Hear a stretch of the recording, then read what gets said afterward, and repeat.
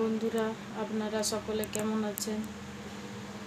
আমি এখন খুব একটু ব্যস্ত সূর্যর এক্সামের জন্য, কোথায় যাই না, ওই জন্য ভিডিও দিতে পারছি না।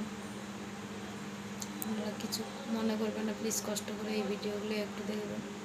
এই দেখুন সূর্যর কত পড়া নিয়ে বসছে, খাতা।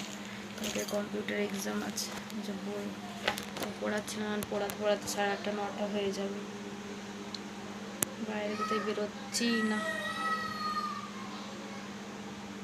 আর ভিডিও ঠিকঠাক করতেও পারছি না, টাইমে দিতেও পারছি না। আবার ওর এক্সামটা খতম হয়ে গেলে তখন আবার সব কিছু ঠিক টাইম মতো আসবে। আপনারা সবাই কেমন আছেন একটু জানাবেন।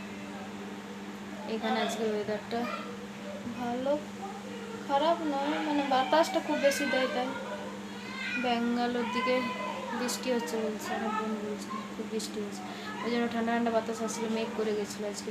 আজ সকাল থেকে মেঘ করছিল, দু এক পাটা বৃষ্টিও পড়ছিল। সূর্যের এই সকালে স্কুল ছিল 9:15 থেকে, যেমন যাই 8টার সময় চলে গেছিলো। আজকে 4:30 চলে আসার কথা, 4:40 চলে আসে। আমি দাঁড়িয়ে আছি, তখন দেখি বাসই ঢোকে না।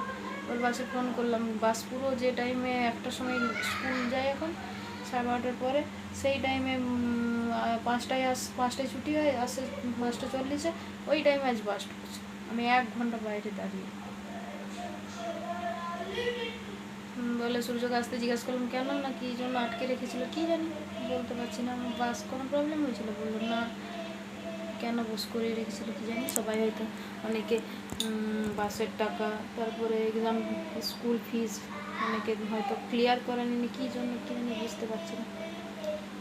আমার ছেলে তো সব কিছু ক্লিয়ার করা আছে, তো বাস সবাই আসবে, তবে না আসবে বাস, টেনশন হচ্ছিল। ফোন করলাম, তারপরে বাসে বললাম আসছে, একটু টাইম লাগবে।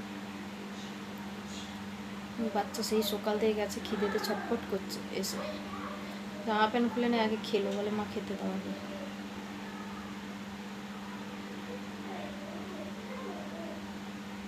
আর কি করবো, বাইরে একদমই যাই না, ওকে টিউশনও দিই না, ঘরেই পড়াচ্ছি। প্রচুর পড়া, প্রচুর চাপ, ফাইনাল এক্সাম না, পরীক্ষাটা শেষ হলে তবে মানে ফাঁকা হবো, পরীক্ষাগুলো শেষ না হওয়া পর্যন্ত প্রবলেম। ওকে বন্ধুরা, আজকে ভিডিওটা এখান পর্যন্ত। আপনারা কষ্ট করে একটু দেখবেন। Tata, bye bye.